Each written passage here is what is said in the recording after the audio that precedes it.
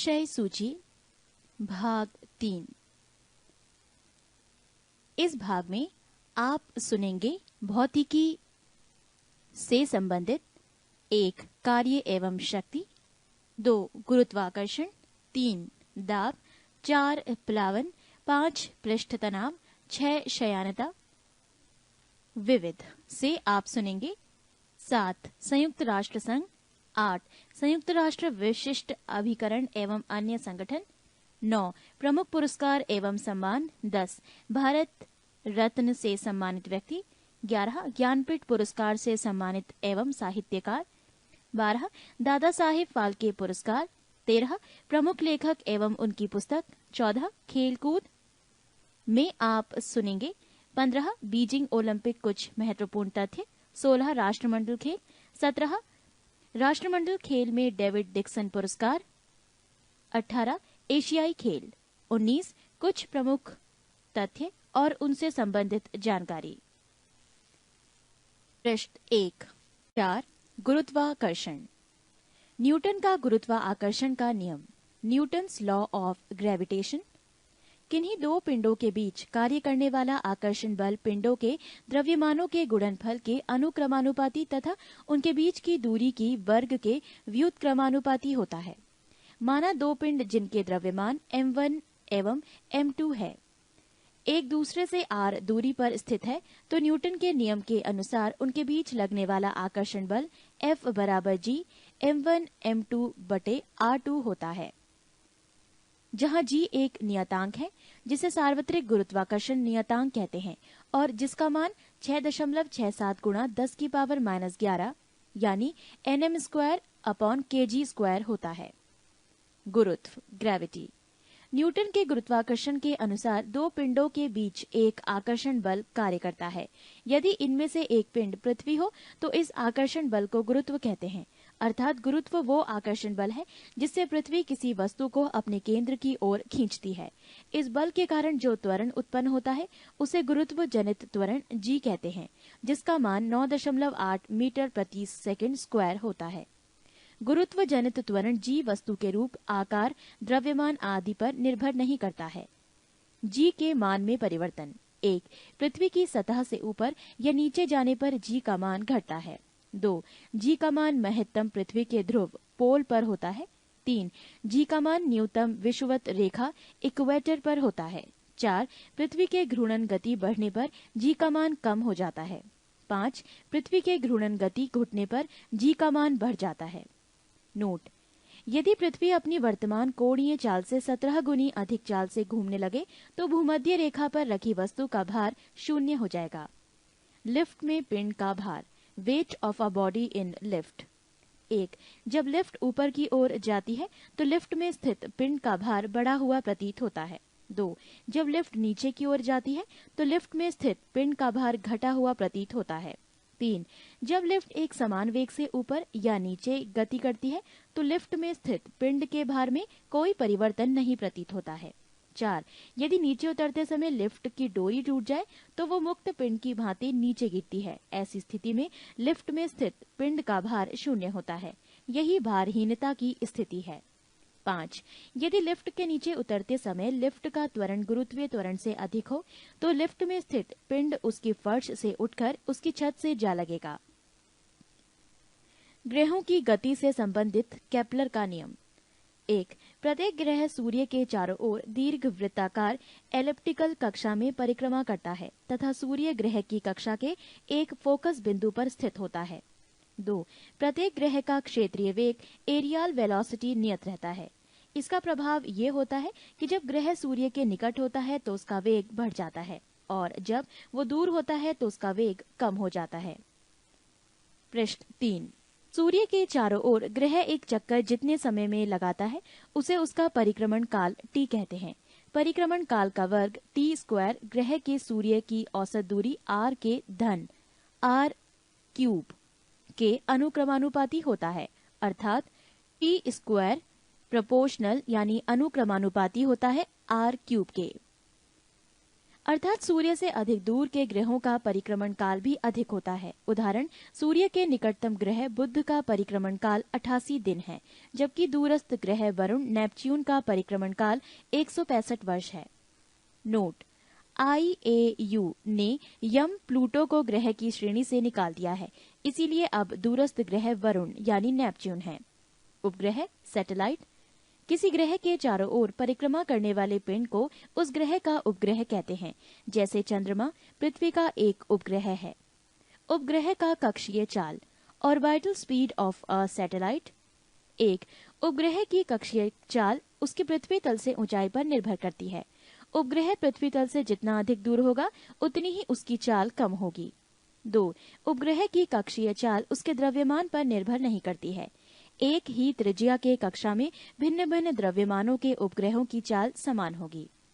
Note, पृथ्वी तल के अति निकट चक्कर लगाने वाले उपग्रह की कक्षीय चाल लगभग 8 किलोमीटर प्रति सेकंड होता है। उपग्रह का परिक्रमण काल, period of revolution of a satellite. उपग्रह अपनी कक्षा में पृथ्वी का एक चक्कर जितने समय में लगाता है उसे उसका परिक्रमण काल कहते हैं।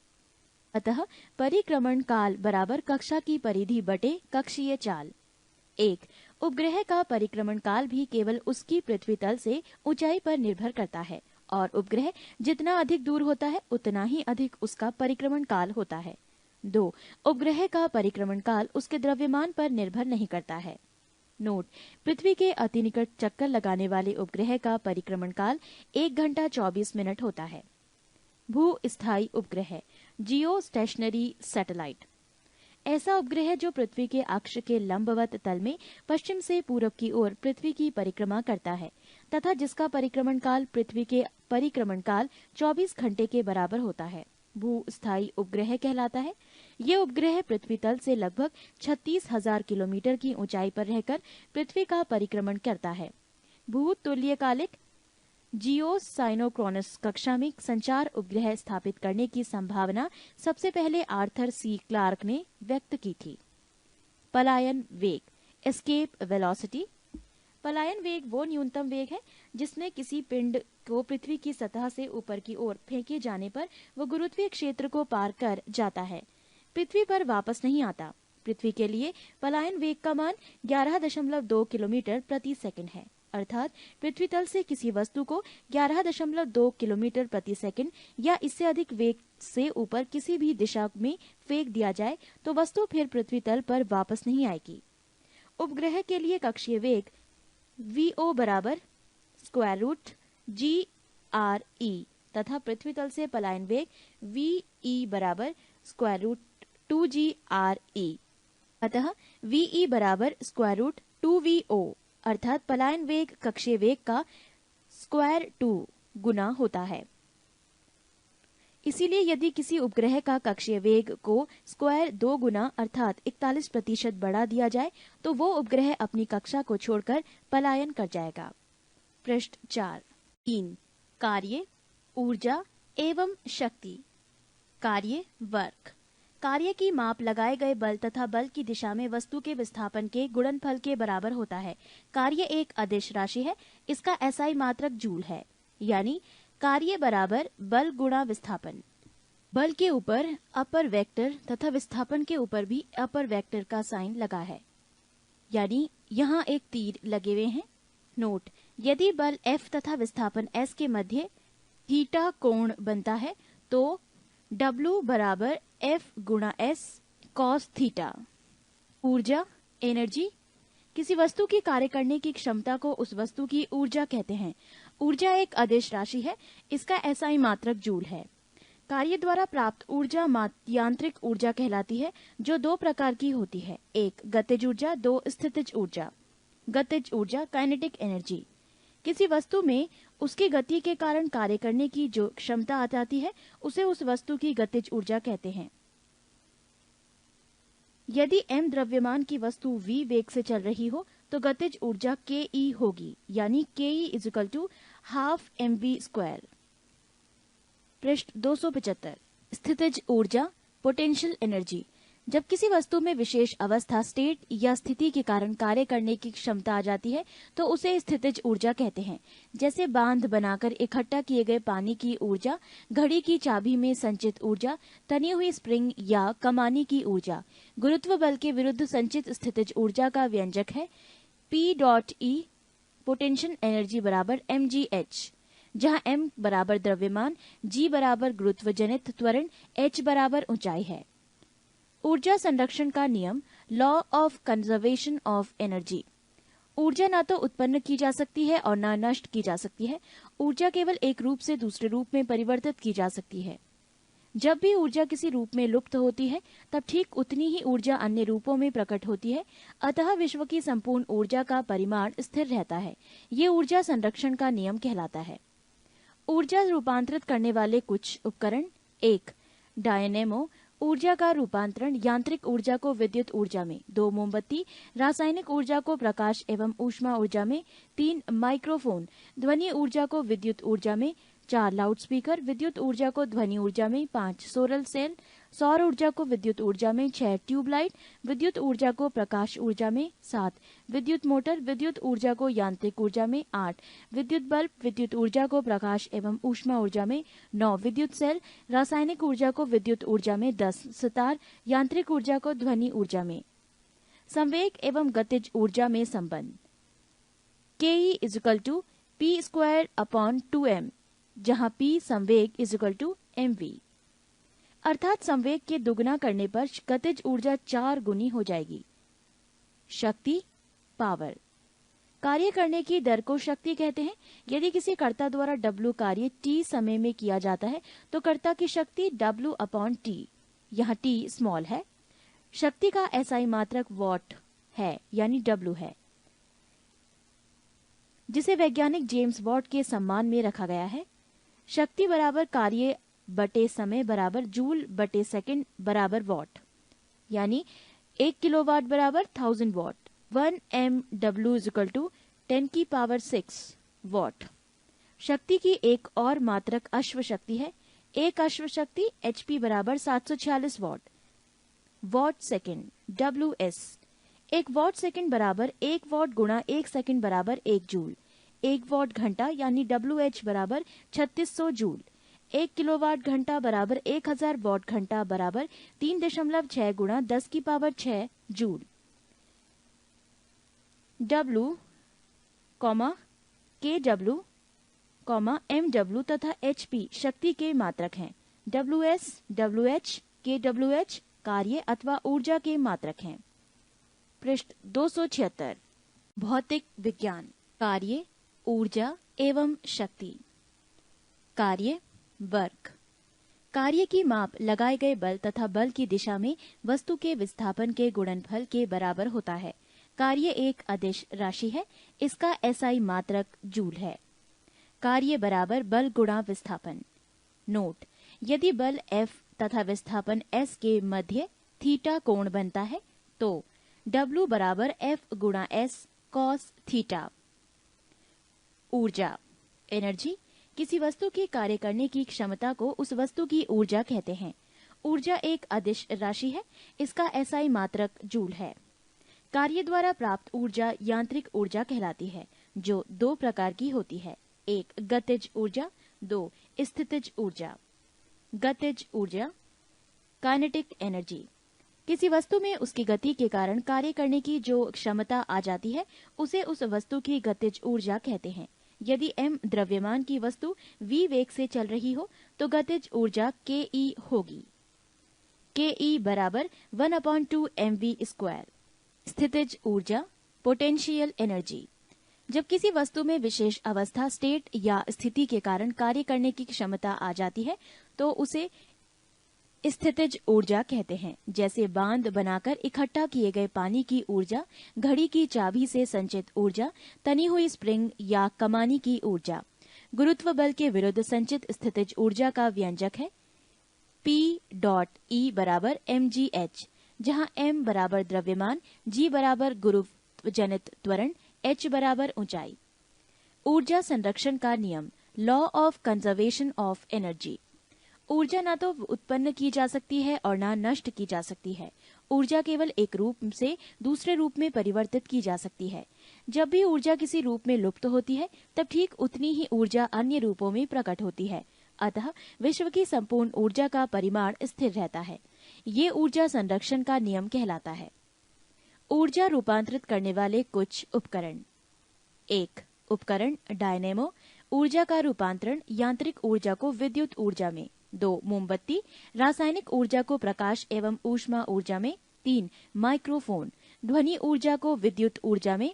4. लाउड स्पीकर, विद्युत ऊर्जा को ध्वनि ऊर्जा में। 5. सोलर सेल, सौर ऊर्जा को विद्युत ऊर्जा में। 6. ट्यूबलाइट, विद्युत ऊर्जा को प्रकाश ऊर्जा में। 7. विद्युत मोटर, विद्युत ऊर्जा को यांत्रिक ऊर्जा में। 8. विद्युत बल्ब, विद्युत ऊर्जा को प्रकाश एवं ऊष्मा ऊर्जा में। 9.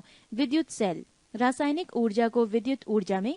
10. सितार, यांत्रिक ऊर्जा को ध्वनि ऊर्जा में। संवेग एवं गतिज ऊर्जा में संबंध। ke बराबर p स्क्वायर अपॉन 2m, जहाँ p संवेग बराबर mv, अर्थात संवेग के दुगना करने पर गतिज ऊर्जा 4 गुनी हो जाएगी। शक्ति पावर, कार्य करने की दर की को शक्ति कहते हैं।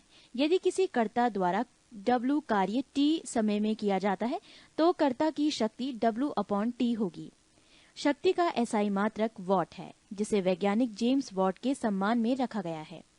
शक्ति बराबर कार्य बटे समय बराबर जूल बटे सेकंड बराबर वॉट।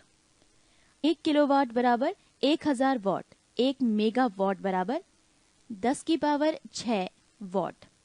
शक्ति की एक और मात्रक अश्व शक्ति है। एक अश्व शक्ति HP बराबर 746 वॉट।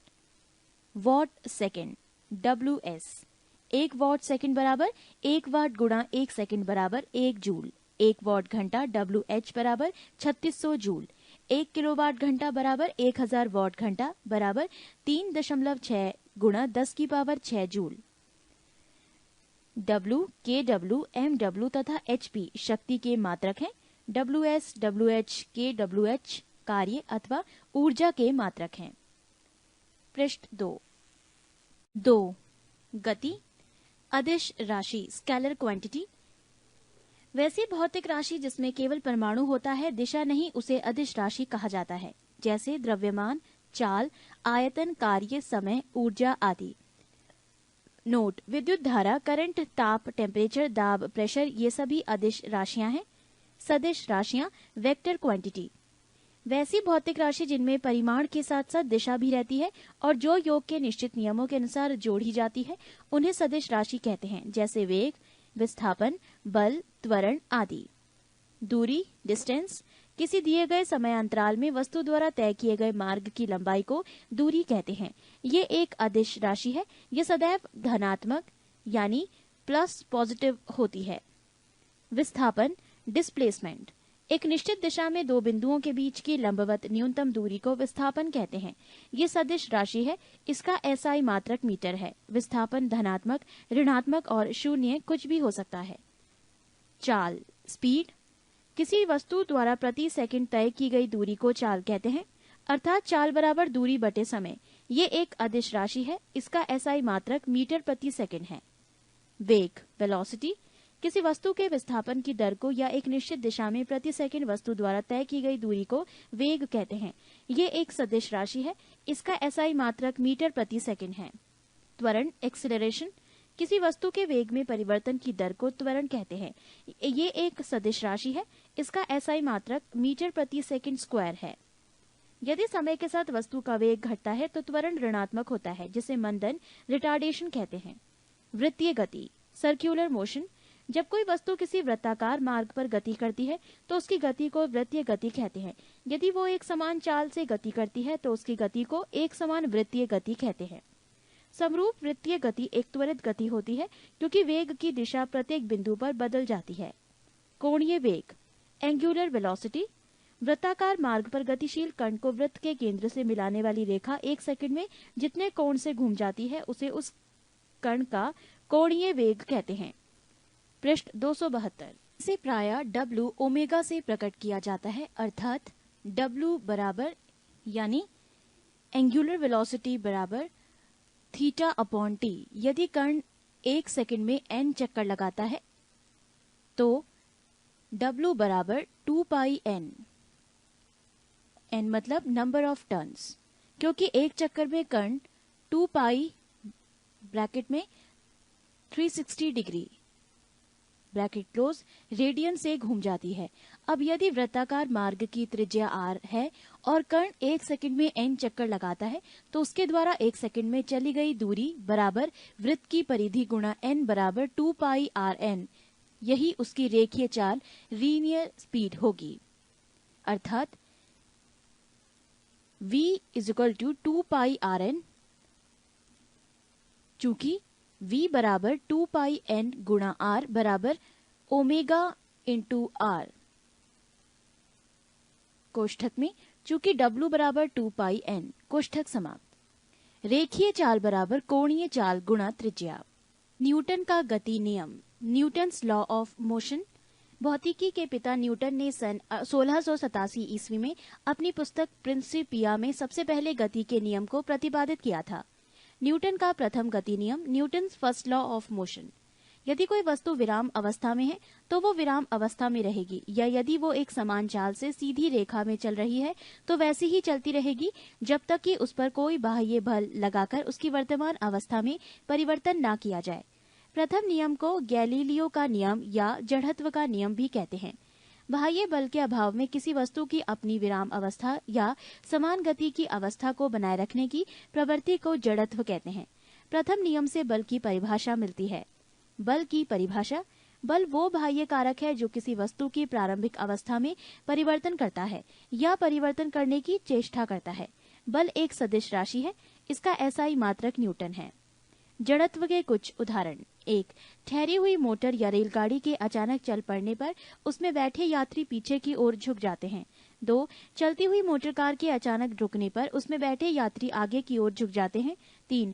कंबल को हाथ से पकड़कर डंडे से पीटने पर धूल के कण झड़कर गिर पड़ते हैं।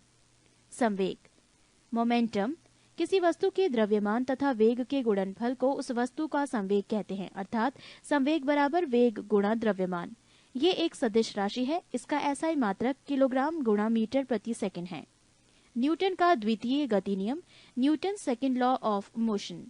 किसी वस्तु के संवेग में परिवर्तन की दर उस वस्तु पर आरोपित बल के समानुपाती होता है तथा संवेग के परिवर्तन बल की दिशा में होता है। अब यदि आरोपित बल F, बल की दिशा में उत्पन्न त्वरण A एवं वस्तु का द्रव्यमान m हो तो न्यूटन के गति के दूसरे नियम से F बराबर ma, अर्थात न्यूटन के दूसरे नियम से बल का व्यंजक प्राप्त होता है। नोट: प्रथम नियम दूसरे नियम का ही अंग है। न्यूटन का तृतीय गति नियम, Newton's third law of motion. प्रत्येक क्रिया के बराबर परंतु विपरीत दिशा में प्रतिक्रिया होती है। उदाहरण के लिए: 1. बंदूक से गोली चलाने पर चलाने वाले को पीछा की ओर धक्का लगना। 2. नाव से किनारे पर कूदने पर नाव के पीछे की ओर हट जाना। 3. रॉकेट को उड़ाने में। संवेग संरक्षण का सिद्धांत: यदि कणों के किसी समूह या निकाय पर कोई बाह्य बल नहीं लग रहा हो तो उस निकाय का कुल संवेग नियत रहता है, अर्थात टक्कर के पहले और बाद का संवेग बराबर होता है। पृष्ठ 273। आवेग, इम्पल्स। जब कोई बड़ा बल किसी वस्तु पर थोड़े समय के लिए कार्य करता है तो बल तथा समय अंतराल के गुणनफल को उस बल का आवेग कहते हैं। आवेग बराबर बल गुणा समय अंतराल बराबर संवेग में परिवर्तन। आवेग एक सदिश राशि है जिसका मात्रक न्यूटन सेकंड ns है, कैपिटल N और स्मॉल s, तथा इसकी दिशा वही होती है जो बल की होती है। अभिकेंद्रीय बल, सेंट्रीपेटल फोर्स। जब कोई वस्तु किसी वृत्ताकार मार्ग पर चलती है तो उस पर एक बल वृत्त के केंद्र की ओर कार्य करता है। इस बल को ही अभिकेंद्रीय बल कहते हैं।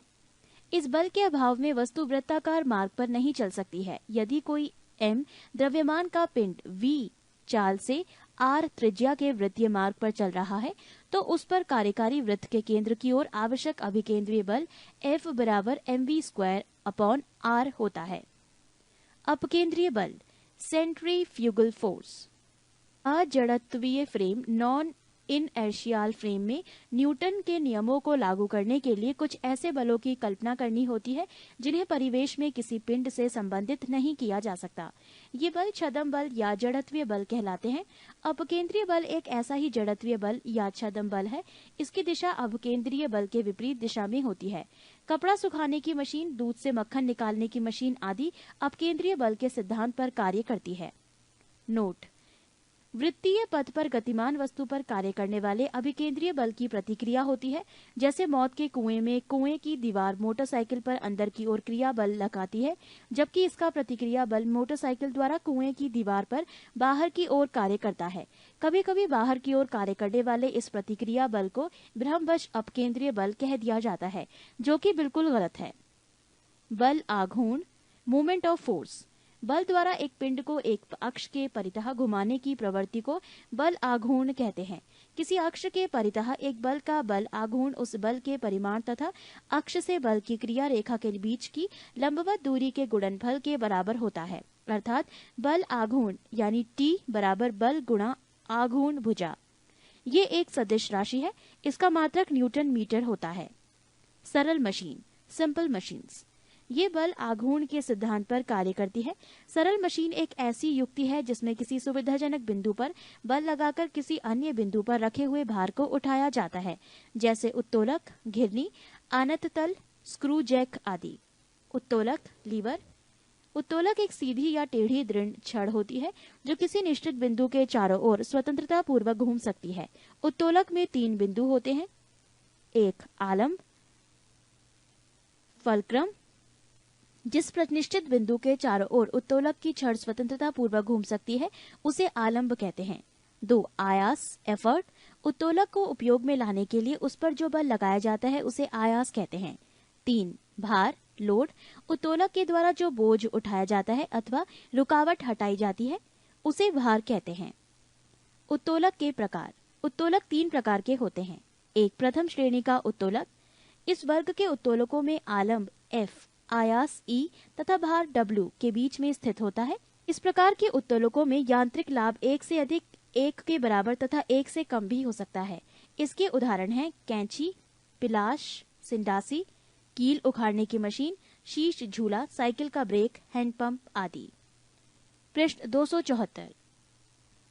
2 द्वितीय श्रेणी का उत्तोलक। इस वर्ग के उत्तोलक में आलंब F तथा आयास E के बीच भार W होता है। इस प्रकार के उत्तोलकों में यांत्रिक लाभ सदैव 1 से अधिक होता है। इसके उदाहरण हैं सरौता, नींबू निचोड़ने की मशीन, एक पहिए की कूड़ा ढोने की गाड़ी आदि। 3 तृतीय श्रेणी का उत्तोलक। इस वर्ग के उत्तोलकों में आलंब F, भार W के बीच में आयास E होता है। इसका यांत्रिक लाभ सदैव 1 से कम होता है। उदाहरण चिमटा, मनुष्य का हाथ। गुरुत्व केंद्र, सेंटर ऑफ ग्रेविटी।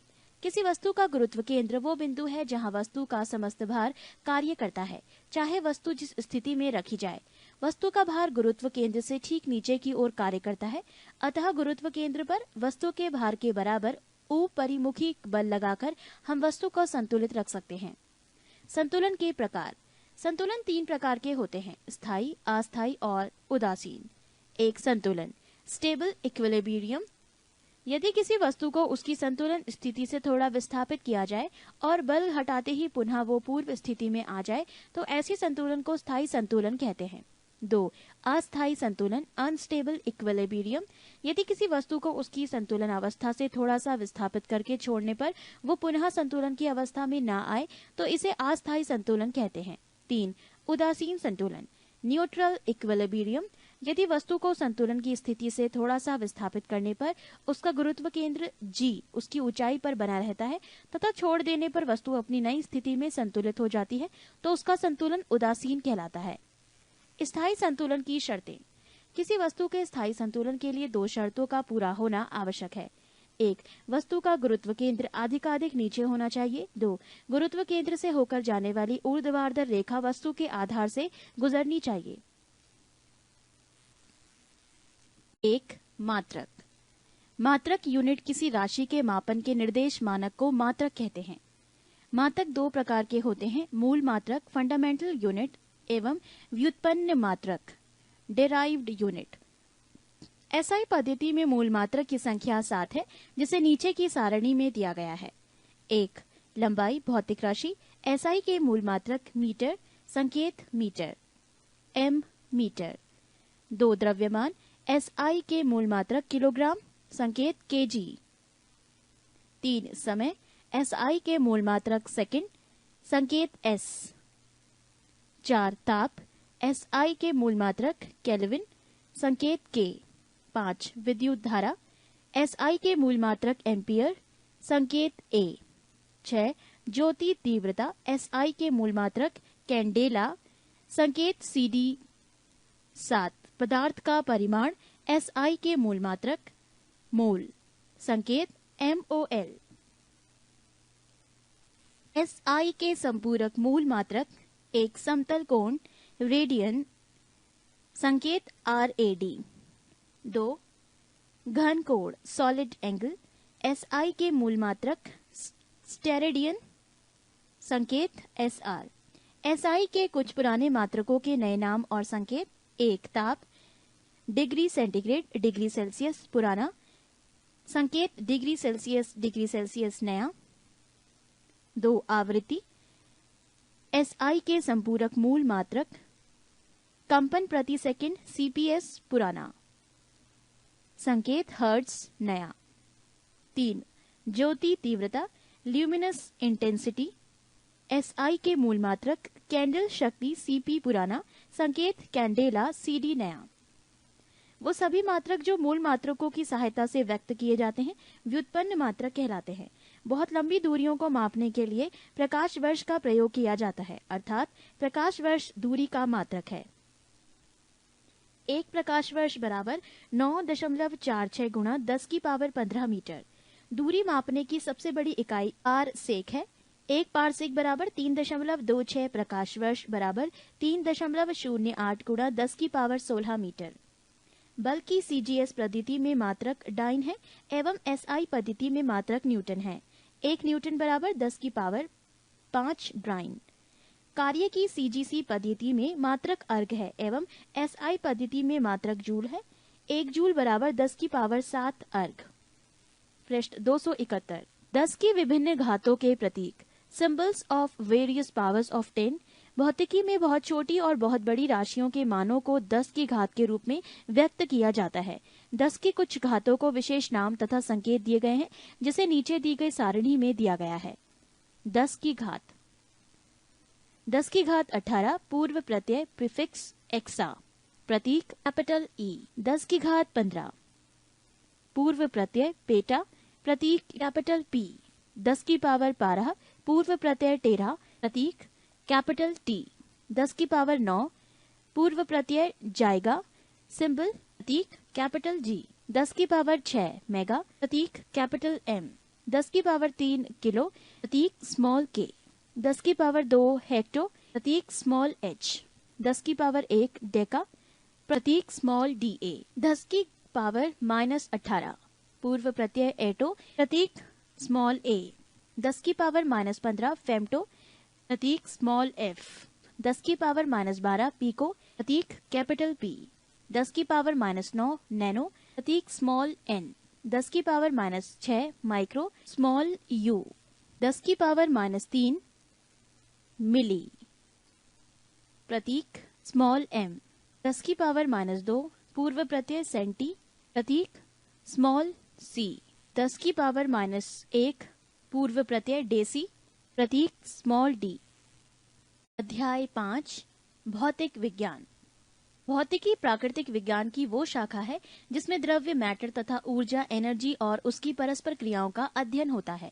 भौतिकी प्राकृतिक जगत का मूल विज्ञान है, क्योंकि विज्ञान की अन्य शाखाओं का विकास भौतिकी के ज्ञान पर बहुत हद तक निर्भर करता है।